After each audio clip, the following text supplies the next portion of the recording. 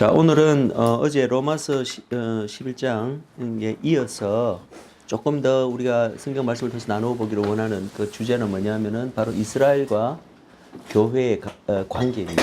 이스라엘과 교회의 관계.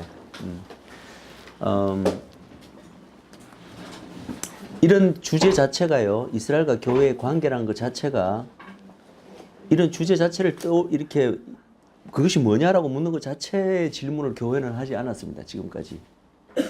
왜 그럴까요? 왜 이스라엘과 교회와의 관계가 무엇이냐라는 질문 자체를 하지 않았을까요? 이스라엘이 패했기 때문에 그런 할 이유가 없습니다. 그렇죠. 관계가 뭐가 없죠. 이제는 예수님 이후에 존재하는 건 교회밖에 없어요. 유대인 가운데서도 구원은 있을 수 있다고 이야기했죠. 예수님을 믿고 영접하기만 하면. 그거는 다 대체신학적 교회에서도 다 인정했던 바입니다. 그죠? 그래서 유대인 가운데 누구든지 예수님을 믿고 영접하기만 하면 뭐가 됩니까? 교회의 일원이 됩니다. 교회의 일원. 그러니까 이스라엘이라는 한 민족적으로 국가적으로 뭐를 거론할 필요가 없는 거예요. 필요가.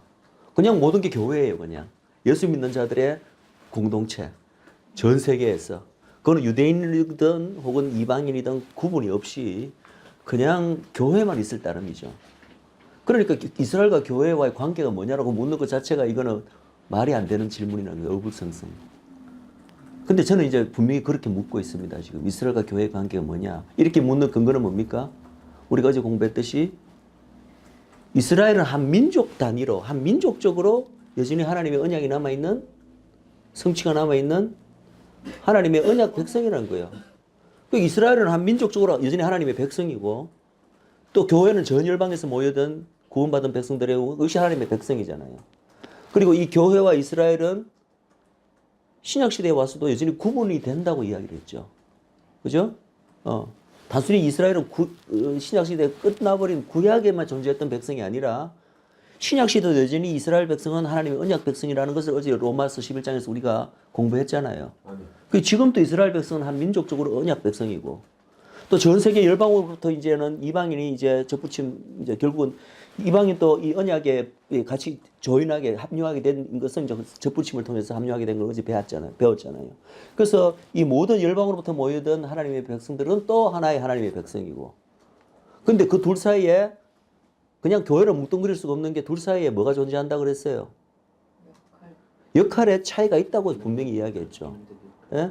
이스라엘과 뭐고 뭐 구분이 없어질 시 다 교회가 되는 게 아니라 이스라엘은 이스라엘이고 교회는 교회고 그 사이에 무슨 특권이나 신분이나 지위나 축복이나 권리나 이러한 차이는 없으나 하나님 나라를 향해서 하나님께서 쓰시는 역할이 차이가 난다.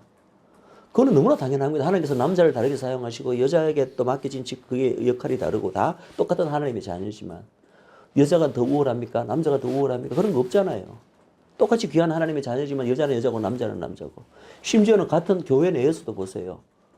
다 똑같은 하나님의 귀한 구원받은 자녀지만 쓰시는 방법이 다 다르잖아요. 은사도 다 다르게 주셨고 어떤 사람은 목회자로 섬기고 어떤 사람은 주방봉사하고 어떤 사람은 뭐 성경 공부 가르치고 지휘학교 선생하고 다 하나님께서 쓰시는 방법이 다르다는 거죠.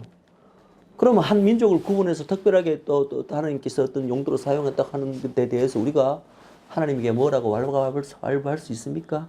그게 차별이 아닌데 하나님이 주권적으로 구별해서 사용하시겠다는데 모든 인간도 개인별로 다 구분해서 사용하시는데 우리가 여전히 한 이스라엘을 한 나라를 구분해서 사용하시겠다는데 우리가 거기에 대해서 뭐라고 이야기합니까? 그건 하나님의 주권에 속한 역할이죠. 무슨 말인지 아시겠죠? 그래서 제가 보는 포인트는 신약시대에 와서도 교회와 이스라엘 둘 다 하나님의 백성인데 얘는 분명히 구분이 있고 그것을 혼동해서 섞어 써진 적이 없다는 게 성경에서는. 그래서 지금 이 로마서 11장이 지금 이스라엘 민족에 대한 얘기 아닙니까? 예수님 이후로 다 교회밖에 없다면 이 이스라엘 민족에 대한 얘기를 왜 이 로마서 11장에 그 민족을 따로 이야기할 이유가 없잖아요. 예. 그래서 이제 제가 이런 질문을 묻는 것입니다. 이스라엘과 교회의 관계가 무엇이냐고 묻는 질문 자체가 이스라엘을 하나의 어떠한 이 교회와 구분되는 하나님의 어떤 여전한 언약 백성으로 인정하고 인식했기 때문에 그런 질문이 나오는 거예요. 무슨 말인지 아시겠죠? 사실 이런 질문 자체를 묻는 교회가 없어요. 자, 그렇다면 이 이스라엘과 교회의 관계는 무엇인가? 사실은 그 관계의 그 가장 핵심적인 부분은 우리가 어제 이미 공부했습니다. 11장에서. 자, 누가 한번 어제 공부한 내용의 어떤 랭귀지, 그 언어로 이 이스라엘과 교회 관계를 어제 로마서 11장에서 공부한 내용에서 한번 누가 이야기해 주세요. 관계가 뭐냐고 제가 물었을 때. 이스라엘은 원가지고 이방 교회는 그 다른 나무에서 그 원가지로 접붙임을 당한 가지고 그 접붙임 당한 가지들이 더 번성해서 그 꺾어진 원가지에서 꺾어진 가지들이 다시 돌아와서 접붙일 수 있게 하는. 그렇죠, 그렇죠, 맞습니다. 그 전체를 잘 요약을 하셨는데 한마디로 그 관계를 이야기한다면은 어디서부터 그 뿌리가 뭐라고 제가 이야기했습니까? 뿌리가 아브라함의 축복에 아브라함의 언약에 담긴 모든 축복. 하나님 안에서 하나님 인류를 축복하기 위해서 그 모든 축복을 아브라함의 언약 안에 담아 넣었다고 제가 말씀드렸죠. 그래서 하나님으로부터 우리 인간이 받을 수 있는 모든 축복을 그 밑에 아브라함의 언약 안에 있어요. 그리고 그 언약의 궁극적인 성취가 누구라고요? 네? 예수님, 예수 그리스도 안에 있는 모든 축복, 우리가 흔히 말하는 주님을 믿을 때 우리가 하나님의 자녀로서 받을 수 있는 모든 축복이 그 안에 있는 거예요. 그러니까 결국은 이제 그게 아브라함의 언약의 궁극적인 성취라서 그런데 그 아브라함의 언약에서 이래 올라온 이 참감람나무, 그죠? 참감람나무에 이제 두 파트가 있는 거예요. 하나는 본래부터 있던 원가지 참감람나무, 하나는 돌감나무에서 접붙임되어진 가지. 그래서 같은 아브라함의 언약을 공유하고 있어요. 같은 아브라함의 그 언약이라는 뿌리에서 공유해서 올라온 두 다른 가지인 거예요. 하나는 원가지, 하나는 접붙여진 가지. 그게 바로 이스라엘과 교회의 관계입니다. 같은 아브라함의 언약의 공동 수혜자예요. 같은 축복의 수혜자고, 그러나 한 공동 수혜자로 해서 이 원가지와 이 접붙여진 가지 사이에 구분조차가 전혀 없어져 버렸다? 라고 제가 이야기했나요? 아니요. 아니요. 분명히 구분된다고 이야기했죠. 열매는 똑같이 풍성한 아름다운 열매를 맺어요. 왜냐하면 같은 뿌리에서 같은 자양분, 그죠? 진액을 다 받기 때문에. 그러나 이제 여전히 구분은 된다. 그 구분되는 점이 기능적 구분이라고 이야기했습니다. 하나님께서 각각을 사용하시는, 하나님 나라를 위해서 사용하시는 어떤 역할과 기능이 다르다. 그러나 그들 둘이가 다 아브라함의 언약에 이렇게 부로부터 언약에로부터 올라오는 같은 공동 뭐랄까? 예, 그래서 이걸 다른 언어로 표현하면은 한쪽은 아브라함의 언약이 뿌리가 아브라함의 언약이 되어 있잖아요. 아브라함의 육적 후손, 원가지를 아브라함의 육적 후손이라고 부르고 이 겹붙여진 가지를 뭐라고 부릅니까? 아브라함의 영적 후손이 되는 거예요. 이것이 접붙인 어제 그 감람나무에 비유해서 우리가 볼 수 있는 그 관계입니다. 그러면 이제 사실은 이것만 이해해도 제대로 다 이해한 거예요. 그런데 성경에서는 이스라엘과 교회의 관계에 대해서 맨 같은 내용이지만 표현을 좀 달리해서 이야기하고 있는 부분이 있습니다. 그 부분을 우리가 이제 오늘 같이 공부하고 어제 공부한 로마서 11장하고 같이 합쳐보면은 이 이스라엘과 이 교회의 관계를 우리가 확실하게 알 수가 있습니다. 자, 그 부분을 오늘 공부하겠는데, 그거는 에베소서입니다.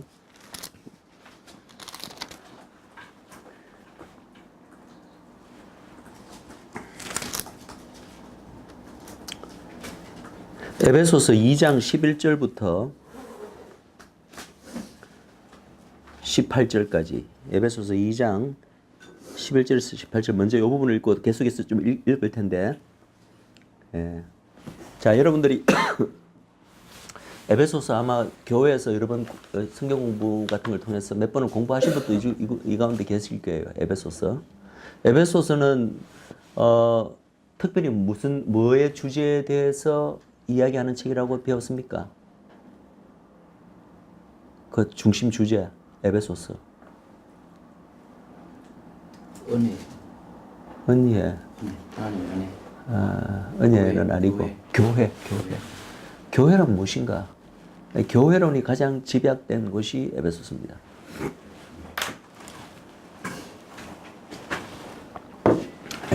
우리 옛날에 제가 믿음 처음 믿었을 때 믿음의 아주 초창기 시절에 유학생활 할 때 그 유학생 부부들로만 이루어진 우리 작은 어떤 밥상이랄까 어떤 스몰 그룹이 있었는데 그때 전부 다 이제 젊은 부부니까 다 이제 아이를 낳은 애도 있고 사람도 있고 애가 없는 사람도 있었는데 그때 이제 우리 그때 공부한 게 에베소서였거든요.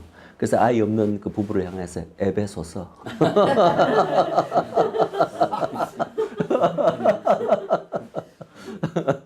근데 풍성한 참. 근데 그럼에도 불구하고 우리 부부는 애가 9년 동안 없었습니다. 없다가 이제 마침내 아이를 가지게 됐습니다. 하나님의 은혜로. 그 뜻이 아닌 걸 아시죠? 에베소서가. 어쨌든, 근데 우리는 이 에베소서를 교회에 관한, 교회에 대한 아주 놀라운 그 가르침과 계시가 있는 책인데, 사실은 제가 이스라엘을 알기 전에는 저도 그렇게만 생각했어요. 근데 여기에 꽤 긴 포션이 교회에 대한 얘기뿐만 아니라 교회와 이스라엘의 관계에 대해서 이야기하고 있더라고. 옛날에 그 교회에서 성경 공부할 때는 거기에 대해서 전혀 알지를 못하고 그것을 가르치지도 않고 거기에 주목하지 않았다는 거죠. 자, 우리 에베소서 2장 11절부터 13절까지 일단 먼저 읽겠습니다. 시작. 그러므로 생각하라. 너희는 그때에 육체로 이방인이요 손으로 육체 행한 할례당이라 칭하는 자들에게 무할례당이라 칭함을 받는 자들이라. 그때 너희는 그리스도 밖에 있었고 이스라엘 나라 밖의 사람이라. 약속의 언약들에 대하여 외인이요 세상에서 소망이 없고 하나님도 없는 자이더니 이제는 전에 멀리 있던 너희가 그리스도 예수 안에서 그리스도의 피로 가까워졌느니라. 자, 한번 보세요. 그러므로 생각하라. 사도 바울이 우리를 챌린지합니다. 좀 생각 좀 해봐라. 너희는 누굽니까? 에베소서 교인들이고 기본적으로 이방인들입니다. 너희 이방인들은 그때와 11절 12절에 그때가 나오고 13절에는 뭐가 나옵니까? 이제가 나옵니다. 그때와 이제를 지금 대비시켜서 이야기하고 있어요. 그때는 언제를 말합니까?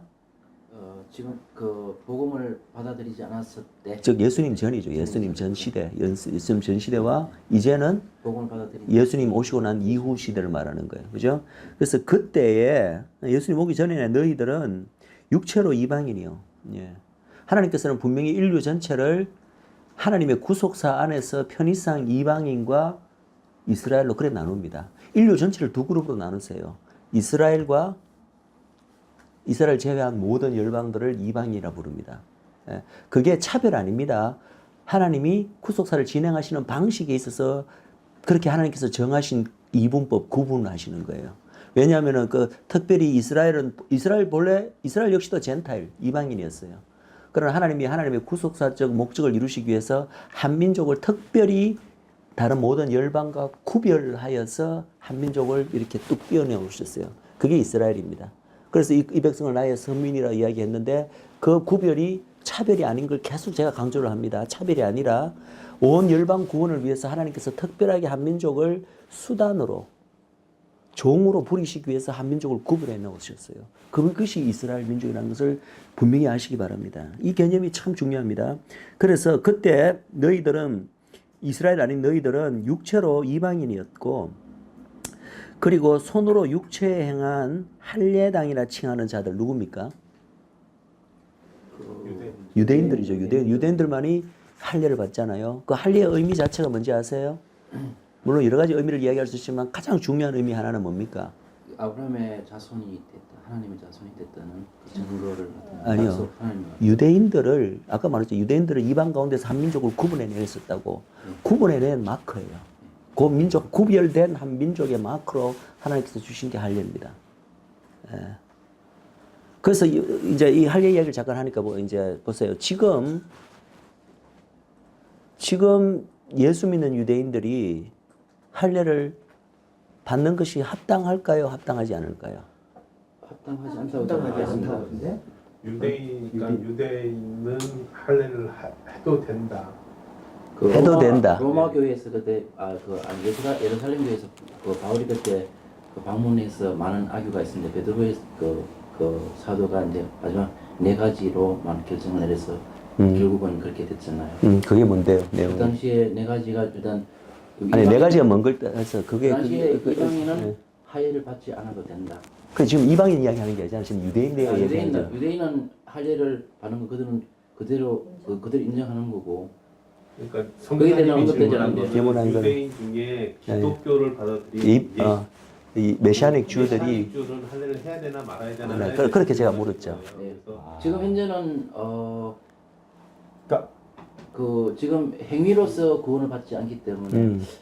할례를 받지 않아도 지금 구원 이야기하는 게 아니잖아요, 지금. 예, 유대인을 그래서 얘기한 거예요. 유대인들이 예수를 믿으면 받아도 되냐 안 되냐 이 얘기를 의논하는 거라고. 그렇죠. 지금 네. 이슈는 그거죠. 그러니까- 제가 물은 질문이 예, 그거거든요. 그러니까 그래서 결국은 유대인조차도 할례를 받지 않아도 구원을 받는다는 걸 생각합니다. 그 구원 받는 게 지금 구원 묻는 게 아니잖아요. 구원을 받느냐 안 되냐. 그러니까 할례를 받지 않아도 예.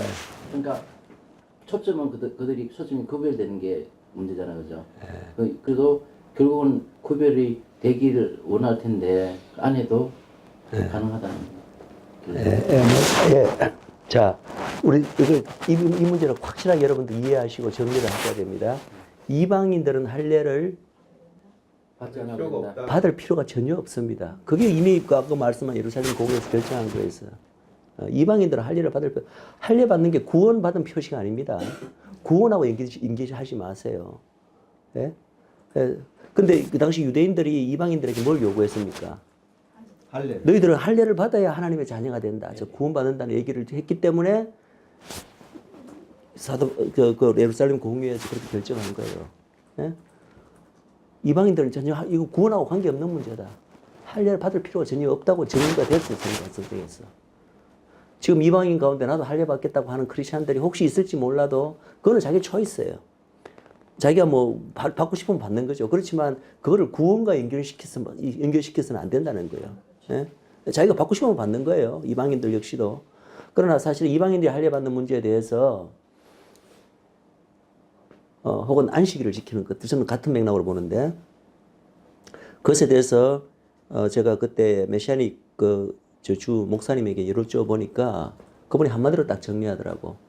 물론 뭐 받고 싶기야 그렇게 뭐 이방인 가운데서도 토요일 안식일을 지키고 할례를 받는 것에 대해서 뭐 꼭 그렇게 해서는 해서는 안 되는 건 아니지만 자기는 그것을 좋지 않게 생각한다는 거예요. 왜 그러냐 그러니까 어차피 구원하고 관계없는 문제인데 이거는 다른 형태의 반유대주의라고 이야기하더라고. 그게 무슨 소리냐? 이방인 가운데 할례 받고 안식일 지킨다는 것은 이스라엘을 너무 사랑한 나머지 유대인을 사랑하면 우리도 유대인처럼 한번 해보고 싶다라는 것은 그게 왜 반유대주의냐? 이렇게 물으니까 그 사람 대답이 참 제가 그렇구나 싶었어요. 아까도 말씀드렸지만 이스라엘이라는 나라는 인류 구원을 하나님께서 이방인과 특별한 목적이 있어서 구별해놨다는 거잖아요. 그리고 이 구별은 예수님 전에까지만 구별된 게 아니라 그 이후 지금 시대도 여전히 구별이 있는 거예요.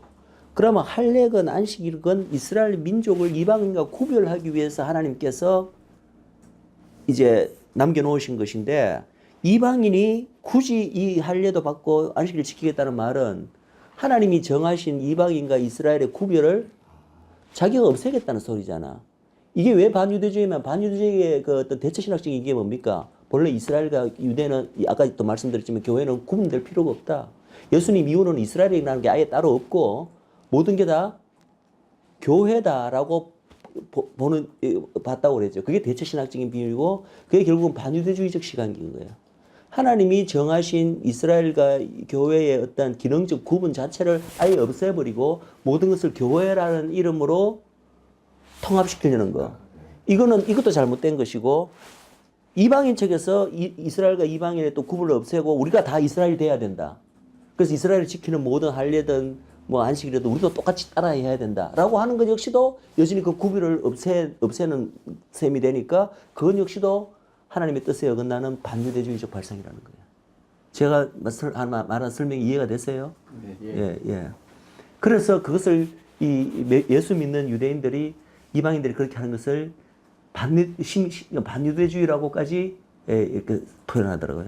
어쨌든 중요한 것은 이방인은 이런 모든 것에서 자유롭습니다.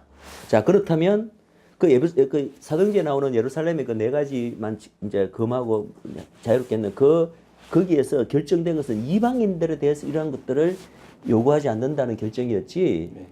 유대인들이 그것을 지키는 것에 대해서는 이런 방구가 없어요. 그것에 대해서는 아무런 결정을 내리지 않았습니다. 그때 사도행전을 보시면은. 그럼 이제 우리가 물을 수 있습니다. 그럼 유대인들, 예수 믿는 유대인들은 그럼 이것을 할례를 받는 거와 안식일, 제7일 안식일 지키는 것에 대해서 어떻게 생각하십니까? 저는 개인적으로 답이 어떤 것 같아요? 유대인은 그러면 받아야 된다고 해야 됩니다. 생각합니다. 아닙니다. 그것도 아니에요. 그것도 이제 이방인과 같이 받아들이고 안 똑같이 그 문제에서는 자유로워졌어요. 무슨 말인지 알죠? 예수 믿는 유대인들은 그런 안식일 지키는 거, 할례 지키는 것으로부터도 자유로워요. 그래서 본인이 선택하면은 나는 이방인들처럼 주일날을 안식일로 그거를 지키고 안식일로 지키고 토요일 안식이 아니라 주일 안식일로 지키고 할례도 나는 받지 않겠습니다. 왜냐하면 구원이라는 점에서는 자유로워졌다는 거예요, 내 말은. 그걸 받아야 구원받고 안 받고 이런 차원의 문제가 아니라 유대인들조차도 그 문제에서는 구원이라는 측면에서는 자유롭기 때문에 안 받아도 돼요. 그러나 여전히 조금 전에 말씀하셨듯이 이스라엘 민족을 세계 구원을 위해서 하나님께서 기능적으로 이방인과 구분해 놨다는 거죠. 여전히 자기들이 어떤 특별한 역할을 감당하도록 하나님께서 자기들을 구별해내서 불러냈다는 인식을 메시아를 주실 때 분명히 가지고 있어요. 그러면 할례는 7일 안식일 지키는 것을 이 사람들 어떻게 여기냐면은 이방인들과 자기 민족을 여전히 구별하는 구별의 마크로 여기는 거예요. 그건 구원하고는 상관없는 개념이에요. 무슨 말인지 알겠죠? 우리 민족이 여전히 이 세계 구원을 위해서 이방과는 구별되는 어떤 민족으로서 어떤 해야 될 역할이 있고 기능이 있다.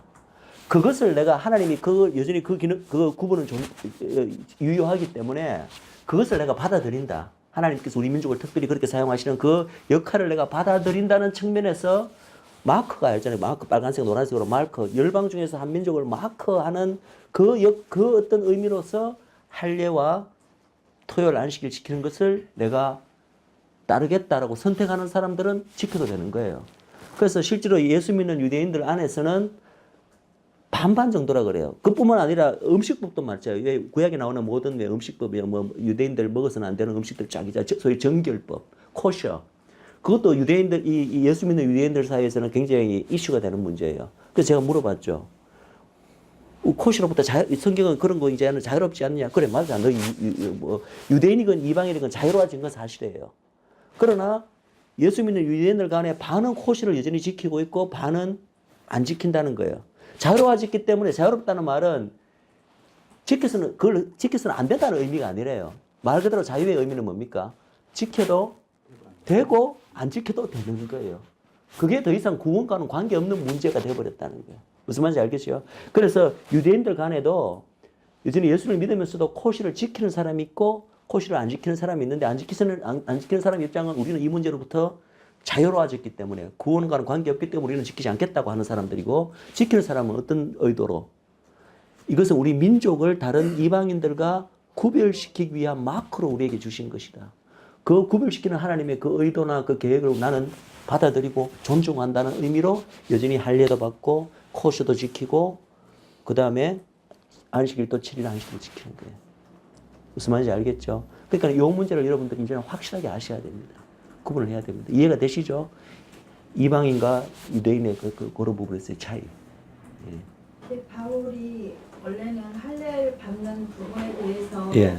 여러 의논의 말씀들이 나왔는데 바울은 굳이 할례를 받아야 될 이유가 없다라고 얘기를 이방인들에 대해서 유대인들이 이방인들에 대해서 자꾸 너희들 할례를 받아야 하나님의 백성이 된다라고 이렇게 하니까 사도 바울이 그것에 대해서 극렬히 반대했죠. 할례는 이거는 구원의 문제가 아니다라는 거죠. 그런 부분을 두고 얘기하자면 우리가 이스라엘에 대해서 몰랐을 적에는 그럴 수 있다라고 생각을 했지만 사실 우리가 이스라엘을 공부한 이후로는 저희도 달리 생각을 할 수 있는 방법이 선택과 또 그들이 다른 기능적인 일을 해야 한다면 이제 저희가 만약 유대인이다 하고 이제 예수를 받아들인 이제 메시아닉주가 되었다면 그렇다면 할례를 받는 게 훨씬 더 그러니까 우리가 구속력을 받은 구분된 사람. 그래서 우리를 하면 누굴 말씀하시는 거예요? 이스라엘 민족이 되었다면 제가 이스라엘 민족으로서 유대인으로서 예를 들어서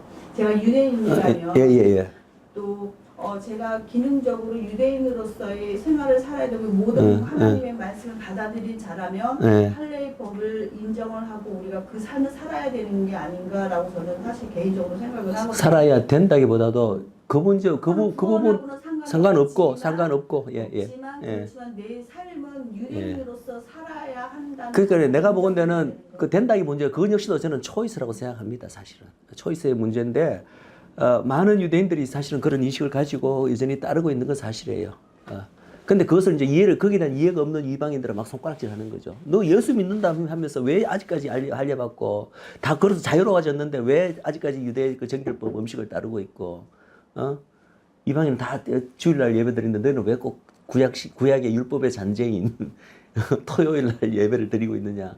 이렇게 이제 역할을 하는 거죠. 아브라함의 언약의 약속이 계속 이어지고 그 약속으로 해서 그 백성들, 그 조상, 그 후손들에게까지 이어지는 약속이 성취되고 있다면 분명히 이어져야 되지 않을까라는 생각이 드는 거죠. 그러니까 후손들에게까지도 그 기능과 능력이 계속 이어져야 되는 부분들이고 그거는 잃어버려서는 안 되는. 그러니까 지금 그 말씀하는 건 육적 우선에 대한 말씀이에요. 육적 우선. 이 영적 우선은 그러한 것에서 다 자유로워졌습니다. 맞습니다. 그래서 이스라엘이 열방 가운데 부르신 목적과 이 하나님의 구별시키는 이것을 분명히 인식하는 사람들은 다 여전히 그것을 따라요. 그러나 좀 서구에서 먼저 예수님을 믿고 유대인이지만 굉장히 사고방식이나 모든 것이 서구 교회의 영향을 많이 받았고 거기서 들어간 사람들은 이 이스라엘의 민족적 이 구별에 대한 그 관념이 조금 희박한 유대인들이 있어요. 그런 사람들은 표시도 안 지키고 그냥 할례도 안 받고 그런 사람도 있습니다. 그런 이제 차이점이 있는 것을 디아스포라 중에 100% 다 그런 건 아니고 아주 좀 서구화. 그래서 이 유대인 메시아닉 주 안에도 여러 브랜치가 있고 그 사이에 좀 이렇게 색깔이 다 똑같지는 않아요. 좀 많이 서구화된 이방교의 영향을 많이 받은 어떤 그런 그룹이 있고 또 아주 좀 이렇게 이 내셔널리스틱한 어떤 그런 쪽에 가까운 쪽도 있고 이 스펙트럼이 쫙 다양하게 있어요. 기본적인 예수님을 믿는 그는 똑같지만. 자, 그래서 이 할례 이야기가 나왔기 때문에 제가 이 본문과 관계없이 좀 그 부분을 언급을 했습니다. 그래서 보세요. 너희들은 그때 그 당시 예수님 전에는 이방인이었고 손으로 육체에 행한 할례당이라 칭하는 자들, 즉 이 유대인들로부터 그죠? 무할례당이라 칭함을 받는 자들이라. 그러니까 이들은 이 무할례당을 이들이 칭했다는 말은 이방인들을 굉장히 경멸하는 의미로 불렀어요. 경멸하는 의미로. 이 사람들은 할례를 하나님의 구약 시대는 뭐 이스라엘 하나님의 백성이었으니까 하나님의 백성의 마크로 이제 그 자체로 그냥 동일시해 버렸기 때문에 할례 받지 않은 이방인들 하면 이거는 하나님과는 관계 없고 뭐 완전히 진짜 심지어는 개라고도 불렀잖아요, 그죠? 그렇게 이방인들을 폄하하고 경멸하는 그런 의미로 그들에게 불리던 너희들이었다는 거죠. 그러면서 12절 보세요. 12절이 더 중요한데. 그때 너희는 그 11절이야 유대인들이 그렇게 뭐 자기들이 그렇게 생각하는 거고 이렇게 손가락질 하는 내용이지만 12절은 이게 진실이었다는 거예요. 현실 그 리얼리티가 어떻게 됐냐면 그때 너희는 그리스도 밖에 있었다. 당연하죠. 그리스도 오기 전이지만 오기 전이기 때문에 또 그렇지만 그리스도 밖에 있었고 이스라엘 나라 밖에 사람이야. 그것도 맞죠. 이스라엘이 아니니까 이방인이니까 그죠? 근데 더 중요한 것은 약속의 언약들에 대하여 외인이다. 이때 약속의 언약들은 뭘 말하는가요? 아브라함의 언약부터 쭉 내려오는 그 모든 언약들에 대해서 모든 언약은 이스라엘 민족에게만 주어졌어요. 예수님 전에는. 그러니까 그 언약의 모든 하나님의 그 백성이 된 자에게 수여하는 그 모든 축복이 그 언약 안에 다 들어가 있는데 언약들의 외인이란 말은 이방인들은 그 하나님의 축복 바깥에 있었다는 거예요. 축복 바깥에 물론 이제 일반 축복을 이야기하면 우리가 뭐 내리는 비, 눈, 모든 햇볕 이것도 다 일반 축복에 들어가니까 이방인들도 예수님 전에 그 일반 축복을 누렸겠지만은 지금 말하는 것은 그런 게 아니라 언약이라는 그에 묶여 있는 이 특별 축복을 말하는 건데 어쨌든 그 축복 바깥에 있었다는 거죠. 그래서 어땠어요? 세상에서 소망도 없고 하나님도 없는 자였다. 이것이 바로 예수님 전에 이방인들의 현 주소예요. 좀 주소예요. 그런데 이제는이란 말은 예수님이 오시고 난 후에 전에 멀리 있던 너희가 그리스도 예수 안에서 그리스도의 피로 가까워졌다. 그러면 멀리 있다, 가까워졌다 표현이 있잖아요. 이게 무슨 의미인가요? 어디서부터 멀리 있고 어디로 가까워졌다는 얘기인가요? 구원의 약속으로부터 멀리 있다가 예. 비로 구원의 약속에 가까이 들어왔다. 하나 구원에 멀리 있는 떨어져 있던 존재였다가 구원으로 뭐 그렇게 말할 수 있습니다. 근데 사실은 이렇게 사실은 비슷한 얘기지만 이때 이 멀리 있다 가까워졌다는 표현은 구약 때부터 등장하는 표현이에요. 왜냐하면은 이스라엘 민족의 그 삶의 가장 중심이 어디죠? 예루살렘 중에서도 성전. 성전이에요. 성전. 이 민족 자체의 그 어떤 존재의 의미가 다 성전 안에 다 담겨 있어요. 성전은 곧 하나님이 거하시. 이스라엘 민족 가운데 거하시기 위해서 지어라고 만든 거예요. 그러니까 성전이라 하면 곧 하나님의 임재를 나타내요. 임재. 이 이스라엘 백성은 민족의 그 존재 자체가 처음에 생기게 된 것 자체가 하나님이랑 뗄래야 뗄 수 없는 그런 민족이잖아요. 하나님의 백성. 그러니까 이 하나님의 백성이라는 아이덴티티를 본인들은 다 알고 있어요. 인식하고 있기 때문에 자기 민족이 이게 하나님이 만약에 없다면 자기 민족 안에 거하지 않으신다면 자기 민족의 존재 이유, 존립 이유 자체가 없어져 버리는 거예요. 무슨 말인지 알겠죠? 그런 의식이 있어요.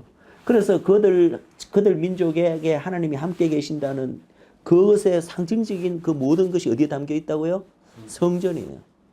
그러면은 이제 이 성전이 이스라엘 민족의 가장 삶의 종교의 뭐 신앙의 뭐 모든 것의 중심이에요. 그렇기 때문에 성전이 이 로마에서 없어져 버리니까 당연히 이 민족은 나라 자체의 존재 가치를 잃고 전 세계로 흩어졌을 뿐만 아니라 전 세계 흩어지고 난 다음에도 이 사람들의 모든 염원은 뭐겠어요? 잃어버린 성전을 다시 찾는 거예요. 그래서 지금 그렇게 제3성전 이야기하고 왜 이스라엘의 제1의 성지가 어딥니까? 제1성지. 예루살렘의 이스라엘의 전체의 제1성지가 어디요? 성지가 여러 군데 있는데 내시는 통곡의 벽. 통곡의 범위가 뭡니까? 제2성전의 남은 잔재거든요. 그래서 그 사람들이 그렇게 거 가서 모든 이스라엘 사람들이 그거를 제1성지로 여기면서 그것을 그렇게 통곡하는 이유는 뭡니까? 뭘 통곡합니까 그들은? 예? 메시아가 아니에요. 성전이요. 성전이 없어졌으니까. 끄트머리 흔적만 약간 남아 있으니까. 자기 민족에게 성전이 없음을 통곡하는 거예요. 성전이 없다는 말은 하나님의 임재가 없다는 얘기거든. 하나님이 자기 민족을 떠났다는 얘기거든. 예. 그렇기 때문에 그렇게 슬퍼하고 그 정통 유대인들이 왜 전부 다 머리에 까만 모자 쓰고 온몸에 까만 옷을 입고 다닙니까? 상복이에요. 상복. 뭐에 대한 상복? 성전을 잃어버린 것에 대한 상복이에요. 무슨 말인지 알겠죠? 그래서 이 사람들은 옛날부터 구약 때부터 이 전 인류를 어떻게 구분하냐면은 하나님의 임재가 있는 성전과 가까운 데 사는 사람들, 성전으로부터 멀리 떨어진 사람들 이렇게 구분을 해요. 무슨 말인지 알겠죠? 그래서 성전에 가까운 사람들 누굽니까? 바로 자기들 이스라엘 유대인들 이스라엘 사람들이고 모든 이방인들은 멀리 있던 자예요. 그것이 직접적인 의미입니다. 그냥 이 모든 인간을 두 부류로 구해요. 성전으로 가까운 데 있는 자들. 근데 이제 보세요. 그래서 그 표현이 지금 등장하는 거예요. 13절에 이제는 전에 멀리 있던 너희가 어디로부터? 성전으로부터 멀리 있던 너희가 이제는 그리스도의 피로 성전으로 가까워졌다는 얘기예요. 그러면서 여러분들 성전도 보세요. 성전의 구조를 그저 얼마 전에 그 무슨 세미나가 있었다고 하는데 성전의 구조에도 보면 어떻게 돼 있어요? 이방인의 뜰이 바깥에 이렇게 붙어 있어요. 그럼 이방인은 어디까지밖에 못 와요? 그 바깥 뜰, 이방인의 뜰까지밖에 못 온다고.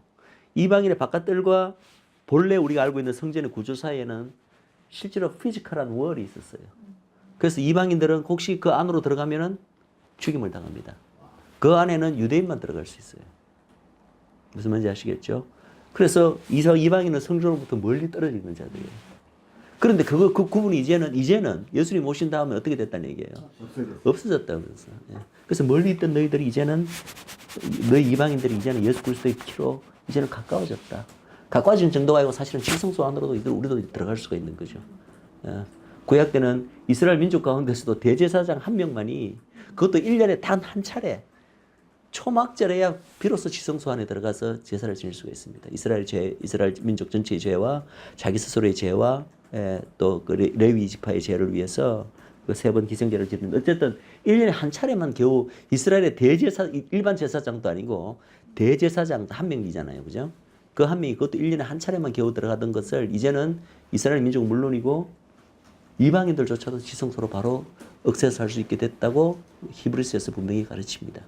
자, 계속 있습니다. 14절부터 18절 시작.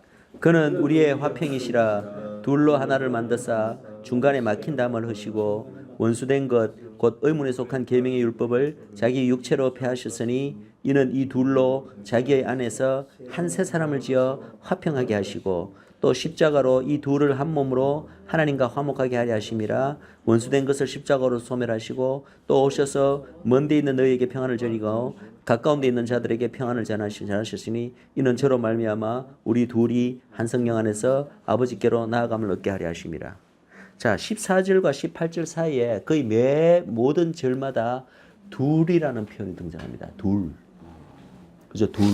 저는 사실은 옛날에 성경을 이렇게 세밀하게 생각하면서 읽지 않았을 때는 그냥 이 둘이 하나가 되고 이제는 화평하게 되었다. 그럴 때 저는 어떻게 생각했는지 아세요? 사실은요, 제가 이 강의를 하면 많은 목사님들조차도 이게 이 뜻이었어.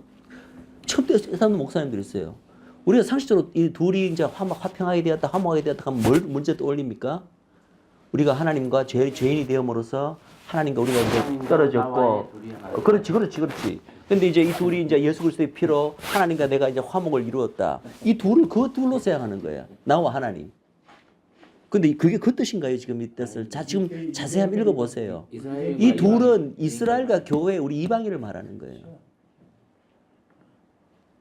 왜 우리가 평소 알고 있는 어떤 기본 그걸 얼마나 이 성경을 자세히 읽지를 못하고 그냥 대충 읽음으로써 이렇게 어렴풋하게 이렇게 잘못된. 여기서는 보면은 이 둘로 하나를 만든다. 둘이 한 성령 안에서 아버지께로 나온다. 둘을 한 몸으로 하나님과 화목하게 한다. 생각해보세요. 당장 16절에 이 둘을 한 몸으로 하나님께 화목하게 한다. 이 둘을 우리와 하나님으로 생각할 수가, 둘을 한 몸으로 만들어 갖고 다시 하나님과 화목하게 하는 거예요. 무슨 말인지 알겠죠? 근데 이 둘을 우리와 하나님으로 생각해 보면 우리 둘이 하나님과 하나가 되고 또 하나님과 화목하게 만든다. 이거는 문법적으로도 말이 안 되잖아요. 예? 또 18절에도 우리 둘이 한 성령 안에서 아버지께 나아간다. 예. 이것도 말이 우리 이 둘을 우리와 하나님으로 생각하면 이것도 문법적으로 말이 안 되는 거죠. 이 문맥으로 11절부터 쭉 읽다 보면은 이 둘이 결국은 이스라엘과 우리 이방인을 의미하는 것을 분명합니다. 문맥으로나 모든 문법적으로나. 그래서 보세요. 14절에 그는 우리의 화평이시라. 그는 누굽니까? 예수님 그리스도는 우리의 화평인데 둘로 하나를 만드사.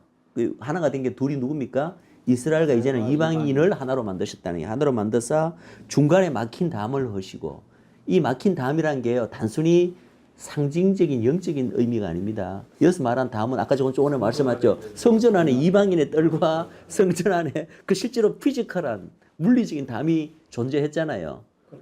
이제 그 담이 허물어졌다는 얘기예요. 물론 거기서 영적인 의미가 있지만 일반적으로는 그게 이제 나타내는 것은 그 전에는 이제 성소의 휘장이 찢어졌다. 그래. 그거는 이제 그 안에 성소 안에 이제 지성소 안으로 아무도 못 들어갔는데 이제 들어갈 수 있다는 건데 지금 말하는 그것은 하나님과 우리 사이에 막힌 담을 의미하는 거고 그 성소의 이장은 지금 말하는 담은 이방인과 유대인 사이에 존재하던 담을 말하는 거예요. 예. 하나님과의 어떤 이 인간의 죄 때문에 있는 그 담이 아니라 구약 시대 때부터 그리고 지금도 사실은 이미 이 담이 무너졌음에도 불구하고 이스라엘과 이 교회가 그렇게 불행한 2000년의 역사를 지내왔잖아요. 진짜 이 담을 허시기 위해서 주님께서 오셨는데 그 허신 이후에 그걸 우리가 제대로 살아들이지 못했던 거죠. 2000년간의 교회와 이스라엘의 역사가. 이제 마지막 때 주님 다시 오시기 전에는 진정으로 이 담이 무너져야 됩니다. 그래서 이스라엘과 교회가 정말 그래서 봤어요. 그래서 둘로 하나를 만드사 중간에 막힌 담을 하시고 15절 있습니다. 원수된 것 곧 의문에 속한 계명율법을 자기 육체로 폐하셨다. 요거는 우리나라 그 번역에 이렇게 뭐 계명의 율법 이렇게 적히기 때문에 이것을 많은 사람들이 잘못 해석해 갖고 구약의 율법이 폐하여진 거로 그렇게 이 부분을 그렇게 해석을 해요. 그렇지 않아요.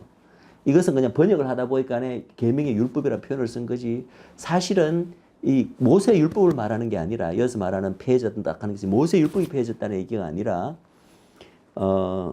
사실은 인간이 만든 모세의 그 율법, 왜냐하면 그게 보세요. 성경이 말하고 정면으로 만약에 모세 율법으로 이게 해석을 해버리면은 성경 스스로가 서로 모순을 일으키고 있는 거예요. 예수님이 했는 말하고 직접 모순을 일으키는 거예요. 예수님이 무슨 말을 하셨어요? 내가 율법을 폐하러 온 줄 아니냐? 아니라 완성하려 왔다 그러셨고, 율법의 1.1핵이라도 천지가 멸망하기 전에 반드시 땅에 떨어지지 않고 다 이루리라고 하셨잖아요. 그런데 이걸 그 모세 율법으로 생각해 버리면은 성경이 성경을 서로 그는 말이 안 되잖아요. 그러니까 사실 우리가 참 케어풀한 게 원어 공부가 필요해요. 이 성경의 많은 부분이 법, 율법이라고 하는 것 자체가 모세 율법을 의미하는 부분도 있고 사실은 그게 아닌 부분이 있는데 그 구분을 하지 않고 많은 성경 신약 구절에 그냥 법, 율법으로 막 번역을 해버리니까 이게 다 모세 율법을 의미하는 걸 알고 착각하는 사람들이 너무나 많이 있습니다. 그런 부분들을 우리가 다 하나하나 구별을 해내야 돼요. 예. 목사님들 그렇게 우리나라 성경 말고 뭐 구분이 안 되게 돼 있어요. 예. 그런 부분이 굉장히 필요한데 어쨌든 여기서 말하는 것은 모세 율법 폐해졌다는 얘기를 하는 게 아니라는 걸 분명히 아셔야 됩니다. 어쨌든 폐하셨으니 15절에 이렇게 하신 이유가 이 둘로, 이 둘은 또 누굽니까? 맨 끝에 이스라엘과 이방을 자기의 안에서 한 세 사람을 지어 화평하게 하시려고 하신 거다. 단순히 우리와 하나님 사이를 화평하게 예수님이 하신 거 맞죠? 그거는 또 성경에 다른 구절이, 그걸 나타내는 많은 구절이 있습니다. 우리와 하나님 사이가 갈라졌다가 화평한 게 된 거 맞습니다. 예수 그리스도의 십자가로. 맞죠? 근데 지금 여기서 이야기하는 것은 그 화평을 말하는 게 아니에요. 우리와 하나님 사이의 화평을 이야기하는 게 아니라 우리 이방인과 이스라엘 나라 사람 사이의 화평을 이야기하고 있는 거예요. 예. 예. 그래서 주님께서 이 땅에 오신 목적 자체가 이 둘을 화평하게 하는 게 중요한 목적이라는 얘기예요. 우리가 이런 각도로 주님께서 이 땅에 십자가로 오신 목적을 우리가 늘 여러 가지로 생각할 때 이 목적 우리가 한 번 또 생각해 본 적 있습니까? 주님께서 이 땅에 십자가 오신 목적 자체가 이방과 이스라엘을 한 세 사람 만들고 화평하게 만들게 하러 오셨다. 이런 각도로 우리는 생각 자체를 하지 않습니다. 들어본 적도 없죠. 예. 그 성경 분명히 말하고 있는데. 예. 화평하게 하고 하는데 사실은 왜 화평하게 한다는 말은 이 화평하게 하기 전에 어떤 관계가 됐다는 얘기예요. 굉장히 화평하지 않았던 적대적인 관계였다는 건데 그래 그 목적으로 오셨는데 사실은 그 이후로도 2000년간 이 관계가 화평하지 못했던 거죠. 참 안타까운 일입니다. 예, 물론 마지막 때야 다 화평하게 하시겠지만 그리고 여기서 중요한 것은 보세요. 저는 이거 15절에 나오는 소위 이제 이 특별한 표현 한 세 사람이라는 표현. 여러분 이제는 뭐 이 곡도 21리 곡도 이런 곡이 있고 이 표현을 많이 들어봤을 거예요. 이 한 세 사람이라는 표현 자체가 유니크한 표현이고 굉장히 특별한 표현이고 성경 전체 이 한 번만 나옵니다. 그리고 저는 이것이 너무나 중요한 것이 이것이 ultimately 주님께서 이제 이 땅에서의 모든 구속 사역을 마쳤을 때 궁극적으로 원하는 그 최후의 그림, 픽처, 목표라고 생각합니다. 뭐냐 하면 우리는 모든 것을 어떻게 생각하냐면 개인 영혼의 구원에만 모든 포커스를 맞춥니다. 그래서 유대인이건 이방인이건 주님으로 통하여서 내 영혼이 구원받고 내가 영생을 얻고 천국 가는 거. 이것만이 하나님의 유일한 목적인 것처럼 주님께서 이 땅에 오신 것의 목적인 것처럼 생각을 합니다. 근데 여기서는 단순히 그것을 한 발짝 더 나간 거예요. 하나님의 목적은. 각각 유대인은 유대인대로 이방인은 이방인대로 예수 그리스도를 통해서 각자 구원을 얻는 정도에 만족하시는 게 아니라 주님의 궁극적인 목적은 뭐예요? 하나님 안에서 한 형제였지만 실제로는 형제처럼 지내지 못하고 화평하지 못하고 원수처럼 지내었던 유대인과 이방인을 예수 그리스도의 그 보혈로 십자가를 통하여 각각의 구원은 물론 기본이고 그 둘을 다시 온전히 한 세 사람까지 만드는 게 그게 궁극적인 하나님의 목적이고 그림이라는 거예요. 그게 구원의 완성이에요. 우리의 구원의 완성의 개념은 너무나 개인주의적이야. 내 영혼의 구원, 내가 천국 가는 거. 요거에 맞춰져 있는데 하나님의 목적은 그것을 한 발 더 나가는 거예요. 갈라져 있던 유대인과 이방인을 한 세 사람 만든다. 자, 이제 그걸 제가 말씀드렸고, 그리고 또 한 가지 제가 분명히 말씀드리는 것은 이 한 세 사람이라는 이 용어 때문에 이스라엘 사역을 하는 많은 사람들 사이에서도 하나 잘못된 인식을 갖게 되는 게 바로 아까 제가 늘 강조했던 거예요. 이제는 여기서 보면 이방인과 유대인이 한 세 사람이 됐다 그러니까 이제는 구분이 없어졌다. 이방인과 유대인 사이에 아예 구분이 없어지시 한 뭉뚱그리 한 세 사람이 되었다. 이렇게 또 생각하는 사람이 있다는 거죠. 그게 아니라는 걸 분명히 아셔야 됩니다. 이때 한 세 사람이 됐다는 말은 무슨 말이에요? 남자와 여자가 예수 믿을 때 예수 안에서 하나가 되었다.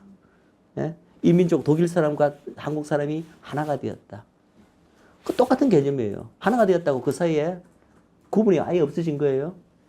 역할 구분이 없어진 거예요. 그런 의미가 아니었다는.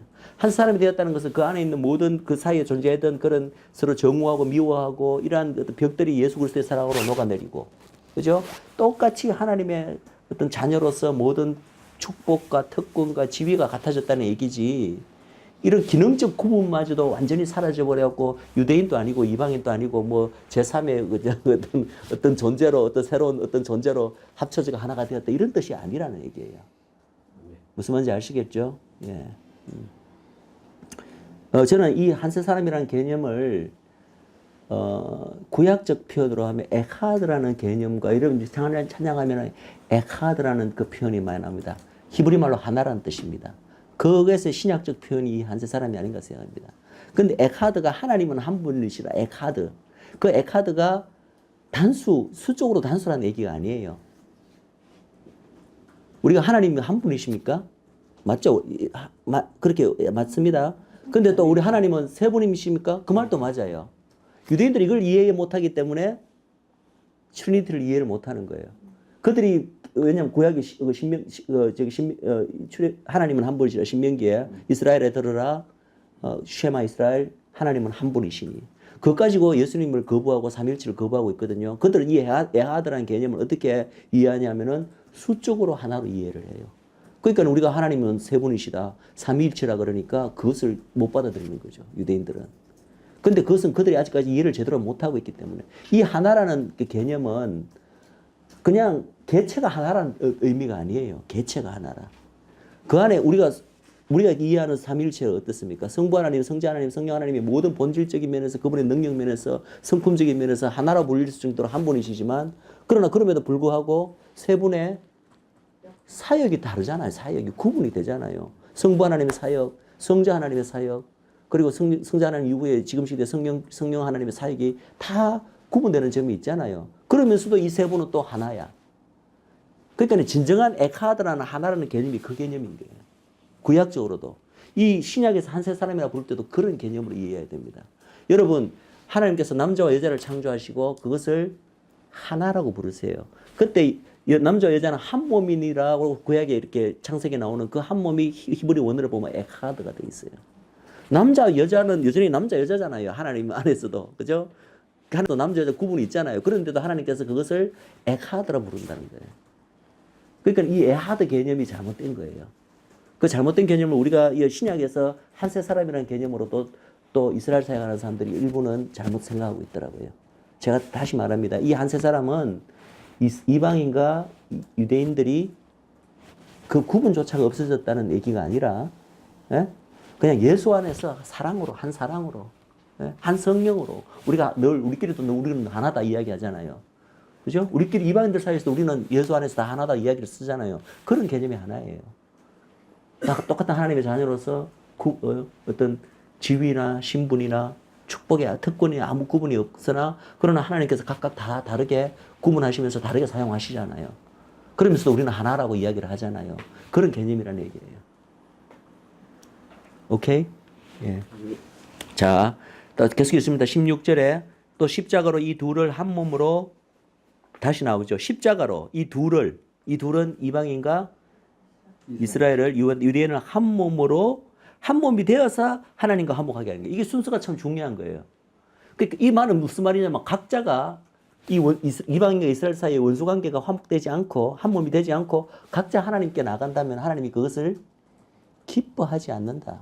여러분들 마태복음 이거 아시죠? 너희가 하나님 앞에 예물 드리러 나오려고 할 때 형제와 화합하지 못한 것이 생각나면 어떻게 하라고 그러셨어요? 예물을 그 자리에 내려두고 가서 형제와 화합하고 다시 오라. 그때 됐어야 하나님께서 그 예물을 받아들이겠다는 거죠. 우리는 그 구절을 그냥 우리 교회 내에서 좀 불화한 형제들 그렇게 적용시키지만 그것도 맞습니다. 그러나 인류 역사상 가장 큰 형제 관계가 어떤 관계, 어느 관계인지 아세요? 하나님 보시기에는 이스라엘과 이방의 관계예요. 근데 이스라엘과 이방이 각자 예수님을 만났어. 근데 두 사이의 역사적인 이 원수 관계가 해소되지 않았어. 그런데 각자 우리는 하나님을 사랑합니다 하고 하나님 앞에 예물을 가지고 나가면 하나님이 그것을 기뻐 받으실까요? 안 받겠다는 게요. 그 말이 이 말이에요.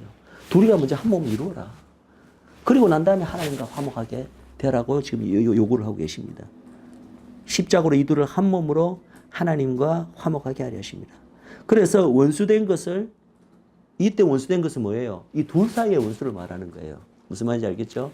이방인과 이스라엘 사이의 그 원수되었던 관계를 십자가로 소멸하시고 또 이제 10절째에 나옵니다. 또 오셔서 이것도 보면 먼데 있는 자들 가까운 데 있는 자들이라는 표현이 나오죠. 그죠? 이건 먼데 있는 자들 누굽니까? 이방인들에게 이제는 예수 그리스도의 평화의 소식이잖아요. 복음을 우리에게 주신 게 바로 평강의 소식을 전하신 거잖아요. 우리 이방인 구원의 소식이죠. 우리 이들에게 평안의 소식을 전하고 이방인뿐만 아니라 또 가까운 데 있는 자들 누구였습니까? 유대인들에게도 똑같이 평강의 소식을 전했단 말이에요. 그러니까 유대인들이라고 뭐 예수님과 관계없이 구약 때부터 하나님의 백성이었다고 그냥 자동 구원을 얻는 게 아니라 결국은 그들 역시도 이 복음이 올 때까지 기다려서 복음을 통하여 구원을 얻는 거예요. 이스라엘 백성도. 이방인이나 유대인이나 구분 없잖아요. 먼데 있던 자들이나 가까웠던 자들에게 똑같은 이 복음의 평안의 소식을 전하기 위해서 주님께서 오셨다. 지금 그 이야기 하는 거잖아요.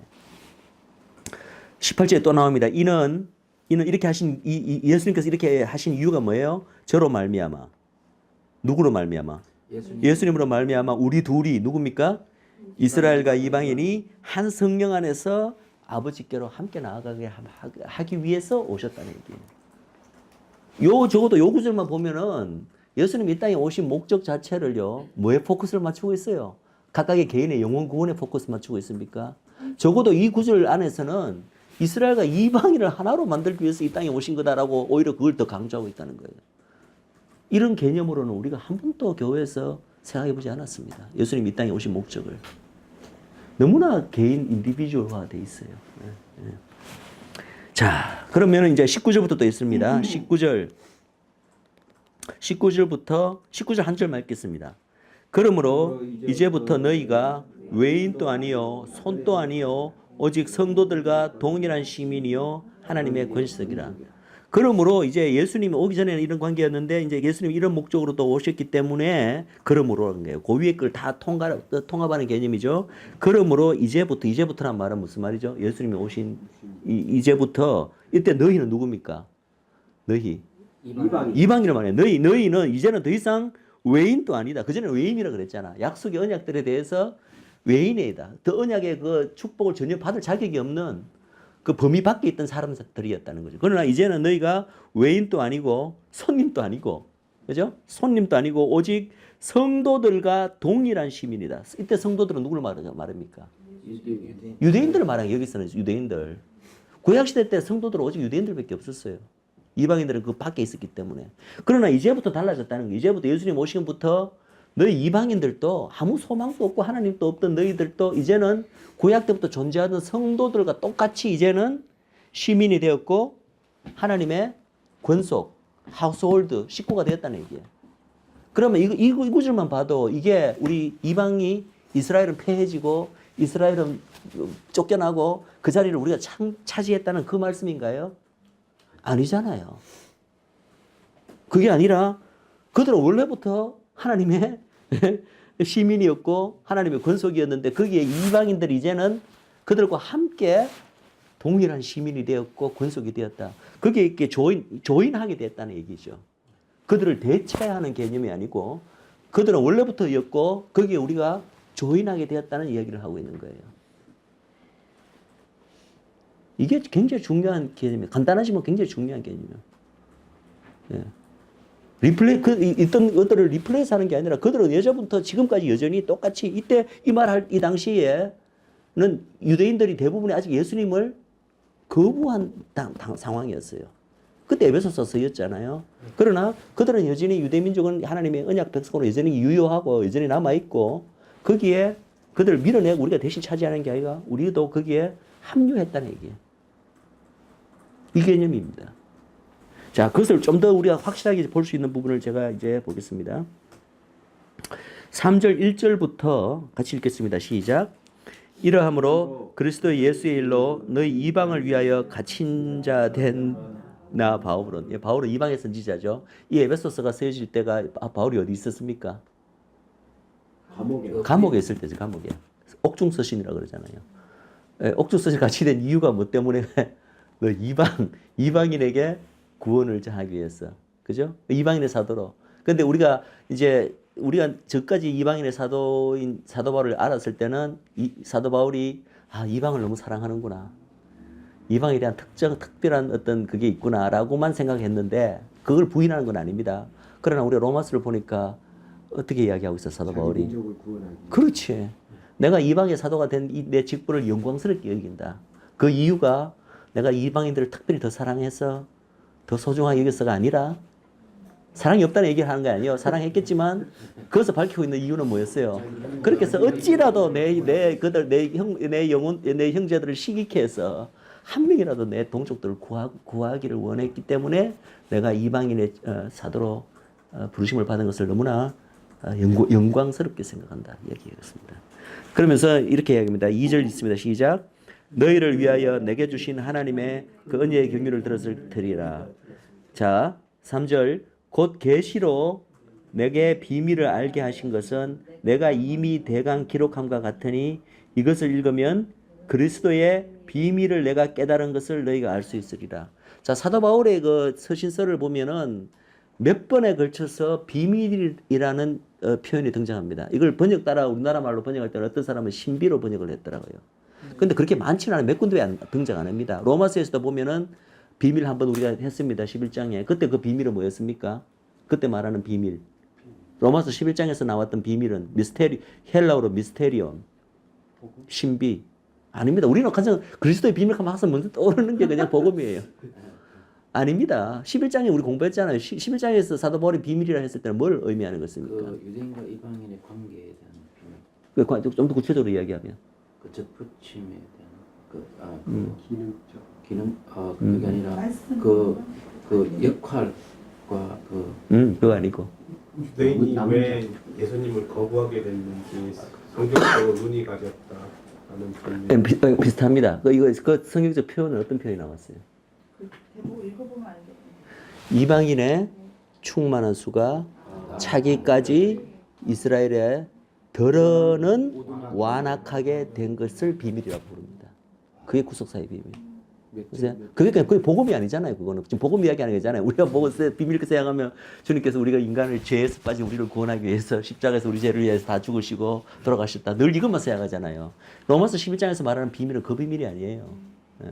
하나님 인류 구속사적 어떤 하나님의 그 경륜을 나타내는데 이방의 충만한 수가 다시 보세요. 26절인가? 아, 맞네요. 25절. 예, 25절. 예. 다 바로 어제 공부한 겁니다. 예. 이방인의 충만해서 이방 구원을 이루시기 위해서 하나님의 섭리적으로 원가지가 좀 꺾여져 나가서 접붙임을 하시기 위해서 원가지가 꺾여져 나가는 표현이 바로 이스라엘의 일부가 들어가 완악하게 됐다는 표현을 하고 있죠. 그것이 바로 비밀이라는 얘기예요. 비밀. 그래서 말하는 비밀은 그 비밀입니다. 자, 그렇다면 여기서 에베소서 3장에 또 비밀이 등장하는데 이 비밀이 어떻게 표현하냐면 여기서는 더더구나 그리스도의 비밀이라고 표현하고 있어요. 3절에. 그죠? 4절에. 이것을 읽으면 그리스도의 비밀을 내가 깨달은 것을 너희가 알 수리라. 그럼 여기까지만 읽고 제가 이제 교회 성도들에게 아무나 여기서 말하는 그리스도의 비밀이 뭡니까? 아마 99%는 우리가 다 죄인인데 우리를 죄에서 구원하시기 위해서 하나님의 독생자가 이 땅에 오셨고 그분이 우리의 죄를 대신해서 죽으셨으므로 누구든지 그를 믿고 영접하는 자마다 죄사함을 얻고 영생을 얻는 이것이 바로 그리스도의 비밀 아닙니까? 아마 제가 100명 물으면 99명이 그 이야기 할 거예요. 그런데 여기서 말하는 그게 아닙니다. 여기서 말하는 그리스도의 비밀은 그게 아니에요. 그 비밀의 내용이 이제 그 다음 5절 6절에 나옵니다. 5절 6절 같이 읽겠습니다. 시작.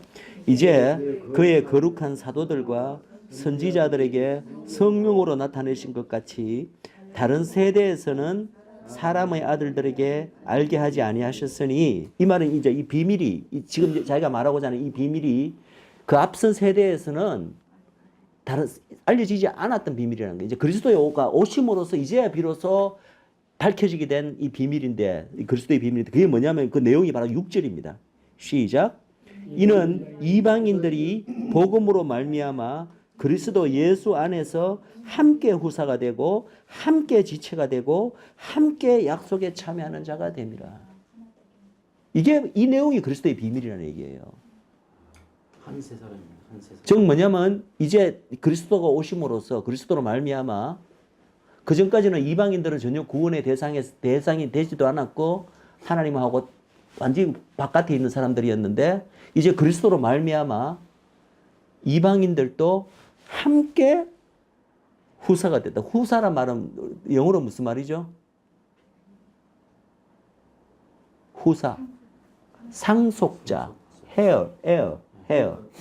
예, 그죠? H-E-I-R, heir. 그죠? 상속자가 됐다는 얘기예요. 함께 상속자가 되고 함께 지체가 되고, 지체가 됐다는 말은 멤버십에 조인했다는 거예요. 우리 멤버십이 없었는데 함께 멤버십에 가지게 됐다는 얘기고, 그 다음에 함께 약속에 참여하는 자가 되었다. 이 약속은 뭘 말하는 걸까요? 구약 때부터 내려온 이스라엘 민족에게만 내려오던 언약을 말하는 거예요. 이 언약에 아까 보면 언약에 대해서 외인이라고 되어 있잖아요. 손이었고. 그러나 그리스도가 말미암아 이방인들도 마침내 이 언약에 함께, 여기 중요한 것은 함께라는 표현입니다. 3번 등장합니다. 그럼 누구와 함께? 혼자서 한때던 게 아니라 이스라엘은 원래부터 하나님의 후사였고, 원래부터 하나님의 지체였고, 원래부터 그 약속의 그 대상자, 수혜자 대상이었는데, 이제는 예수님으로 말미암아 이방인들도 거기에 그들과 함께 다 이렇게 되었다는 거예요.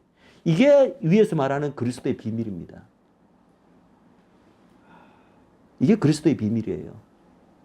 예. 성경은 너무나 다 이걸 클리어하게 다 말하고 있었는데도 불구하고 우리는 저만 하더라도 이스라엘에서 알기 전에는 꼭 눈뜬 장님같이 늘 이 부분을 읽으면서도 그 뜻을 깨닫지 못했다는 거죠. 예. 예.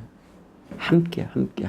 그래서 이 관계를 이스라엘과 이방인이 이제 들어와서, 그러니까 이제 감람나무 세력도 생각해 보세요. 원래 원가지가 있었고, 원래 원가지는 그 밑에 뿌리로부터 원래 그냥 올라오는 걸 그대로 다 받는 원래의 그런 존재였는데, 그러다가 이제 이방의 이 돌감나무에 또 우리가 젖붙임을 통해서 예수님을 영접하는 순간, 그 예수님이 이제 이 젖붙이는 통로인 거야.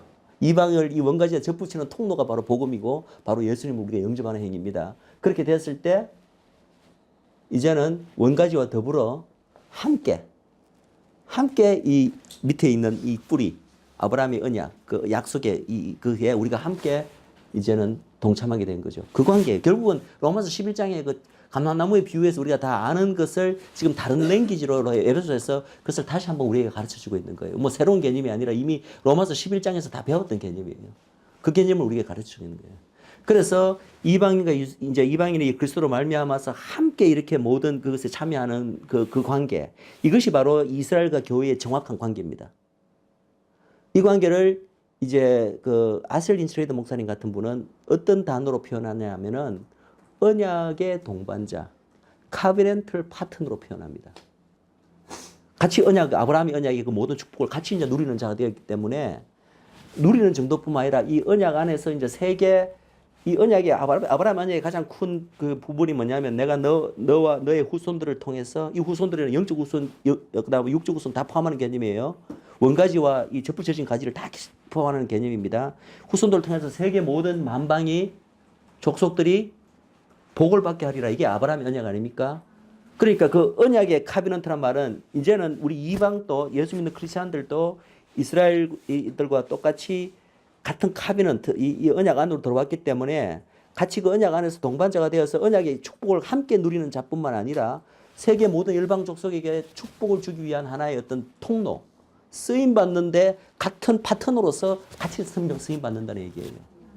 그것이 언약의 동반자라는 의미입니다. 언약의 수혜자일 뿐만 아니라 세계 온 열방과 족속들을 위해서 하나님께서 이 언약의 라인을 특별히 사용하시는데, 그 사용하는데 똑같이 이스라엘뿐만 아니라 이 이방 교회도 똑같이 동반자로서 같이 언약 안에 들어왔기 때문에 언약의 동반자로서 이 하나님의 나라를 위하여 세계 온 모든 족속의 구원을 위해서 같이 하나님께서 사용하시는 그런 귀한 존재들이 되었다는 얘기예요. 그것이 창세전부터 예수님까지는 가려져 있었던, 그러나 예수님 오심으로부터 밝혀진 그리스도의 비밀인데, 사실 이 비밀이 밝혀지기는 에베소서 쓰인 지가 벌써 언제입니까? 2000년 전에 쓰였는데, 이걸 온전히 이해하는 것은 요즘 시대에 왔어야 이스라엘이 열리면서 비로소 교회에게도 이것이 열린다는 거죠. 물론 아직 많은 교회에서는 일부분도 아직까지 이해하지 못하고 있지만. 그래서 한마디로 표현하면 뭐라고요? 이스라엘과 교회의 관계는? 한세 사람. 아니, 금방 제가 이야기했잖아. 금방 그 표현. 언약의 동반자. 언약의 동반자. 이 표현이 짧은 표현이지만 굉장히 많은 것을 함축하며 아주 적확한 표현인 것 같습니다. 언약의 동반자 관계다. covenantal partner 이렇게 부르시더라고요. 아슬 목사님은. 그게 굉장히 함축적이면서도 굉장히 많은 것을 의미하는 표현이에요. covenantal partner. 이스라엘과 교회의 관계는 무엇입니까? 여러 가지로 표현할 수 있어요. 그러나 covenantal partner 아주 멋진 표현인 것 같아요. 혹은 뭐 한 참감나무에 이제는 한 가지가 그 같은 뿌리에 속한 가지가 되었다 이렇게 표현할 수도 있고, 뭐 아브라함의 육적 후손, 영적 후손 다 여러 가지 표현하는 방법이 있는데 그 중에 covenantal partner 이게 참 좋은 것 같아요. 저는.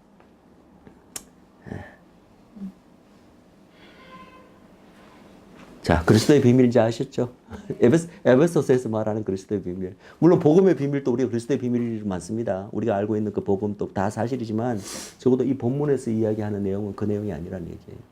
이스라엘과 이방의 관계를 대해서 이야기하고 있는데 그것을 그리스도의 비밀이라고까지 부르고 있다는 거예요. 사도 바울이. 아까도 우리가 2장에서 쭉 읽은 그 내용, 주님께서 이 땅에 오신 목적 자체도 그 적어도 14절과 18절 그 구절 안에서는 계속해서 이방과 이스라엘을 둘을 하나로 만드는, 그것이 이분이 이 땅에 오신 주요 목적인 것처럼 이야기를 하고 있잖아요. 적어도 그 구절에서는. 물론 다른 목적도 많지만은. 그만큼 이게 굉장히 중요한, 하나님께는 중요한 일이라는 게, 이 목적을 이루시는 게. 근데 우리는 이 목적을 이루기는커녕 이스라엘이라는 자체를 하나의 그냥 교회와 대등한 파트너로 지금까지는 인정 자체를 하지 않고 있었다는 거죠. 역사의 뒤안길로 사라져버린 민족, 뭐 나라 이렇게 취급을 했죠. 제가 목사님을 안 믿었을 때, 예. 하나님을 안 믿었을 때 성경 얘기에 장난 얘기한 게 뭐냐면 기독교 자체는 유태인이 선택된 종교지 왜 한국 사람들이 그 종교에 들어가서 갔느냐고 예. 그런 생각을 많이 가졌어요. 예. 많은 사람들이 그렇게 했죠. 그러니까 모든 그림도 유태인이 우리로 말하는 아랍 민족 비슷한 얼굴들이 그대로 나온단 말이에요. 모든 그림도. 그러니까 항상 거부하는 게 그거였는데 저도 이제 믿으면서 가장 중요했던 부분이 뭐냐면 확신인지 안 쓰는 부분이. 그러니까 이방인에 대한 부분 조금 모든 성경 자체 구약 성경으로 보면은 항상 유대인만 지칭을 하니까. 그렇죠.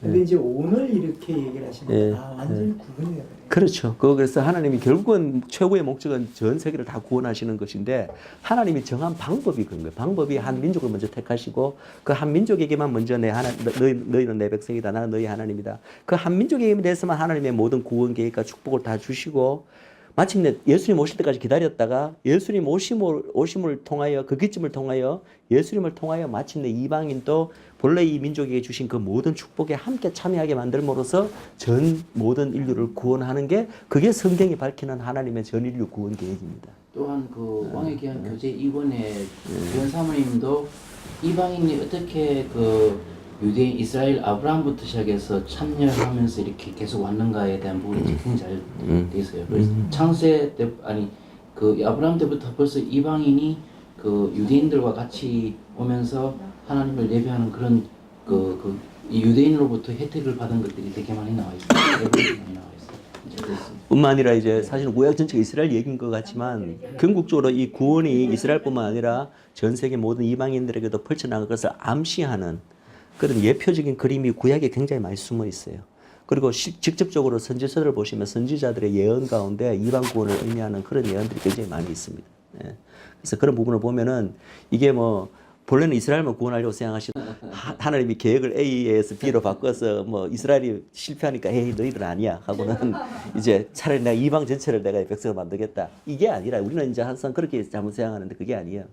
본래부터 이 구원 계획은 창세 전부터 세워졌고 이미 완성되었고 끝났다고 이야기합니다. 이 인류 전체를 구원하시는 이 모든 계획이 창세 전부터 이미 세워졌다는 거죠. 그래서 결국은 이방으로 구원이 나가게 될 그 모든 것들을 미리 앞당겨서 구약시대 때 계속해서 하나님께서 틱틱 이렇게 중간중간에 이렇게 힌트로 이렇게 암시하시고 뭐 예언이나 이런 예표적 그림을 통해서 이미 숨겨놨다는 거죠. 그런 걸 보면 너무 재밌어요. 성경을. 이런 걸 이제 이해하고 성경을 보시기 시작하면은 정말 놀랍습니다. 성경은. 예. 역시 하나님은 하나님이시구나. 이런 감탄이 저절로 입에서 나올 수밖에 없습니다. 이런 부분을 깨우칠 때마다. 예. 그래서 참 이 성경은 무한한 보물창고입니다. 내가 이해했다고 생각했는데 보면은 그 밑에 또 밑에 레이어 층이 한 층이 더 있고 그거 이해했다고 생각했는데 파보면 그 밑에 또 있어. 끝도 없습니다. 예. 평생을 연구해도 그 무한한 그거는 끝이 없습니다. 자, 오늘 그러면 이제 일단은 오전 세션을 이것으로 마치겠습니다. 예. 이스라엘과 교회 관계.